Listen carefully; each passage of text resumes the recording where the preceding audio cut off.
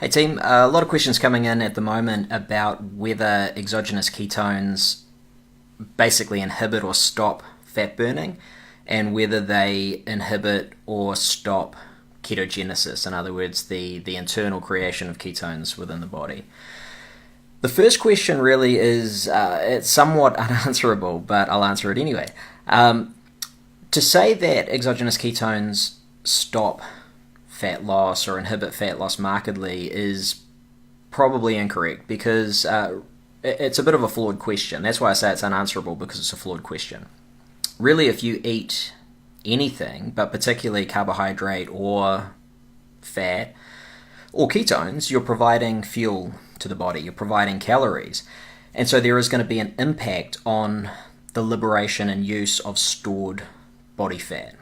So it's a bit of really misunderstanding to say that purely taking one of those macronutrient types, one of those calorie containing macronutrient types, is going to inhibit fat loss, because you could say the same thing about protein or carbohydrate or fat or whatever it happens to be to some degree. The reality is what's happening overall.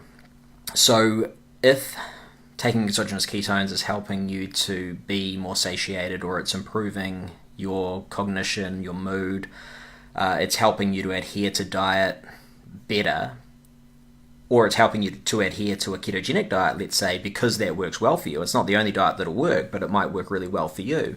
Then it's not going to inhibit fat loss overall. There is going to be some effect, but there's going to be some effect of any macro. So don't worry about that too much. Is it helping your goals overall? That's the key. So in that context, I would say that no, it's not inhibiting fat loss or fat use at all.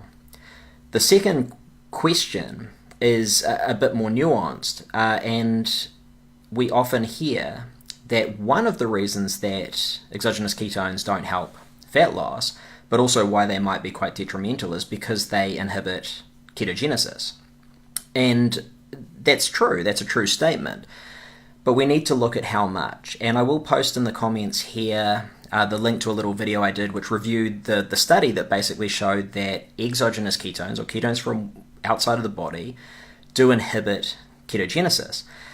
Because when you actually look at the numbers, it becomes quite interesting. The effect on that internal creation of ketones was actually very limited. It was limited to around 10 to 30%. And this is in people who had been fasting for a long period of time, somewhere between, from a few days right up to a few weeks. And as you could expect, their ketone levels were consistent with how long they'd been fasting. So if you've been fasting a couple of days, your ketones are going to be relatively high. If you've been fasting 2 weeks, they're going to be a lot higher. And it was the groups with the highest, or the people with the highest ketones, who had the greatest reduction in ketogenesis, or internal creation of ketones. But that was only up to 30-odd%. And at the lower levels, when we're looking at people with 3 millimoles of beta-hydroxybutyrate, when they're supplied with intravenous acetoacetate, which raised their blood ketones, their blood beta-hydroxybutyrate, quite a lot, there was still a fairly minimal effect on their endogenous creation of ketones, and it's not going to last all that long either. That would be expected too. In the same way that if you eat carbohydrate, you have less requirement for gluconeogenesis. You don't need to produce as much glucose within the body. If you eat the non-essential amino acids and protein, you have less impetus to create those within the body. This is a natural sort of loop. This is a natural response to what we're taking in. So again, we need to go back to the first question and really ask, well, why are you taking anything, whether it be ketones or MCTs or protein powder, anything you're taking, why are you taking it? Is it helping you to adhere and comply to diet? Because that's the most important thing, full stop. Is it helping to improve your performance and maximize your human potential? In other words, are you feeling better? Are you thinking clearer? Is your mood better? Is your performance better? If you can tick those boxes, then it's worth taking. If you can't, it's not. So really we need to look at the functional outcomes, and where those are of benefit, that is the most important thing.